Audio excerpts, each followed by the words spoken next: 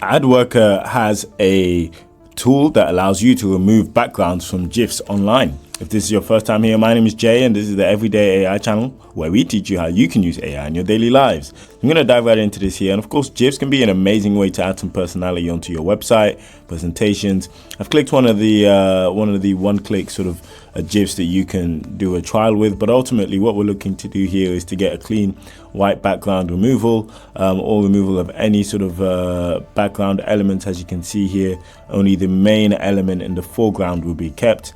And yeah, recently I've been seeing a lot of people use GIFs on their website and in presentations. I think they're just a great way to give a lot more personality to anything you're displaying to people. So yeah, being able to remove the background is definitely a key thing, because of course it makes it seem a bit more dynamic, like it's literally jumping out of the page. And one thing I've been noticing a lot in terms of UI themes is anything that seems three-dimensional or seems as if it's jumping out of a page is really what people find most captivating at the moment. I mean, it's probably been a common thing, but as you can see here, we've got this GIF. I'm actually pleased to announce I've launched one of my first digital products, which is a 7-day prompting ebook. I've called it Perfecting Prompt, and it's essentially a 7-day crash course on how you can improve your prompting so that you can supercharge your productivity. So what I'm going to do is I'm going to leave the link to Perfecting Prompts below. I put in a lot of work into it, and in there I actually include some frameworks that I teach to global corporations. Definitely check it out.